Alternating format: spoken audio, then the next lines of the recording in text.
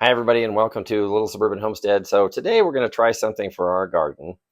Saw my daughter actually saw something on TikTok about putting copper in gardens, and I'm like, okay, there's enough weird stuff out there. You hear about copper socks, copper this, copper that, and everything, and there's some validity to it. I think there's a lot of hype out there too. Copper doesn't cure cancer and things like that. Okay, now somebody's going to leave a comment saying yes, copper cures cancer.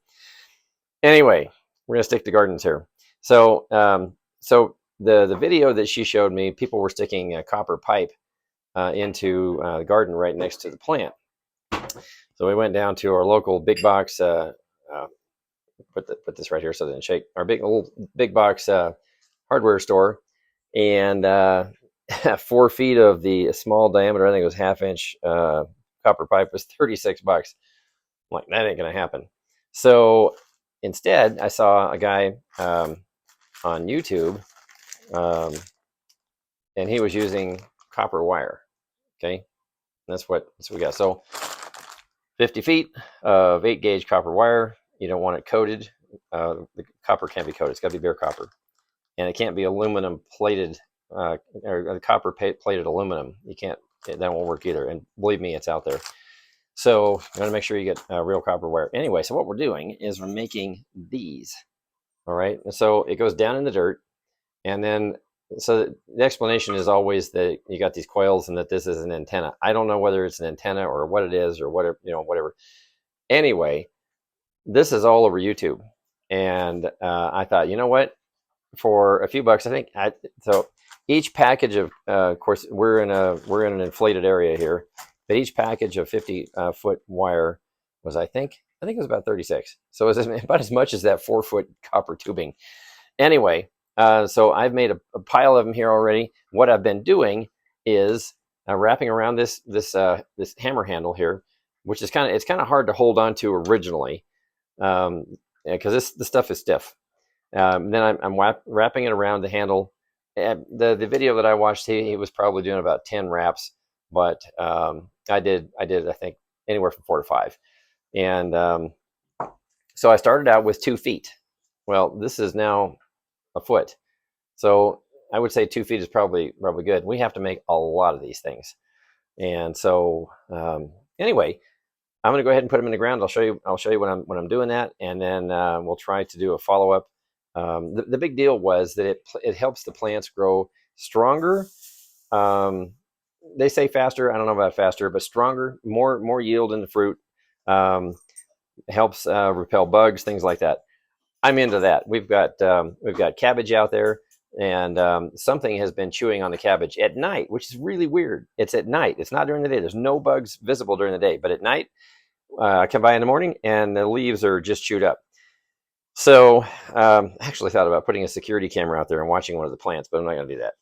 So anyway, we'll go ahead and pan out to when I get enough of these built. We'll put them in the ground out there, kind of show you what it's doing.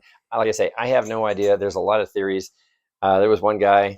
He definitely looked like a '60s hippie, probably from his age, And but he's got this whiteboard, and he's all these theories and everything like that, And I'll tell you, some of those dudes were pretty darn smart. He's probably an aerospace engineer, and he just cashed in the system, and now he's a homesteader. So anyway, we'll do that in a minute.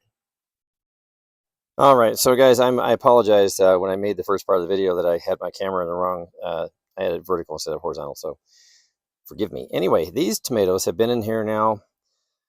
We lost 3 of them. We had a cold frost, so I lost those 2, and then 1 over there. And it's funny because this row always gets the same amount of sun. This row always has smaller plants. It's really weird, although that one's doing pretty good. There's a variety of plants in here. Don't remember, those are early morning, early star, or something like that. I don't remember. I have to look at the package again. I got them from a great supplier, all of our seeds, from the Homestead magazine, and I can give a better link to that in the future. So these 2 right here are Rutgers tomatoes, and they were from seeds from tomatoes that we planted several years ago.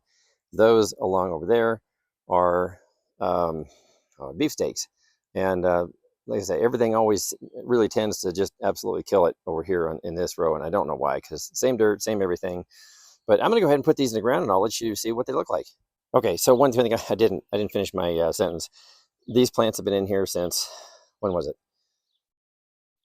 April, late April, because we had a super warm winter, super warm winter. In fact, we're just now getting a lawn that's worth mowing.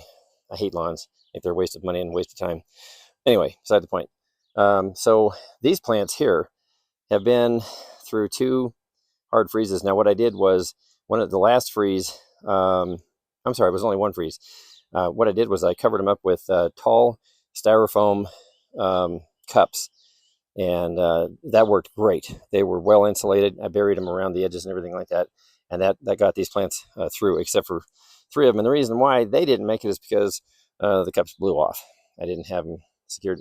Anyway, here is here's the copper coils, and we're just going to see what they do.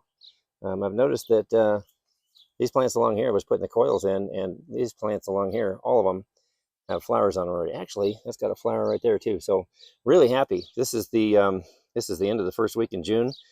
So happy, and got one little plant there that I didn't know if I was going to make it, and it's going to make it. So anyway, guys, I'm going to go ahead and make these copper coils for the rest of our garden, which is down here, and on the far end there is our cabbage, and find out why that's getting chewed up. Um, um, Cucumbers are not doing that great either. Something's chewing on them. I'm really kind of irritated this year about these mythical bugs. But we got our berries here. We're going to be making preserves out of, and all kinds of things. Apple trees that who knows if they'll ever produce apples. I don't know. And but anyway, I'll get back to you in a little while, maybe a couple weeks, whatever. Kind of show you the growth, and maybe we'll do an end of season and see how these plants went too. So anyway, we appreciate you guys. Thank you for joining us. Please like, subscribe, share. Please comment, man. Please share. Let's get the channel out there. We're just trying to help people do what we're doing. Anybody can do this. It's not that hard. See you guys next time. Hey everybody, I just wanted to redo the end of this video here. So it's been a week exactly. Yeah, a week exactly. And you wouldn't believe this. These plants have grown, some of them a foot.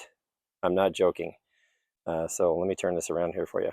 Okay, so we still have, that's probably our littlest plant in there, right there. And that one, I didn't even know if it was going to make it last week. And it has gone up, I don't know, probably 4 or 5 inches. This one here, and you look at these things.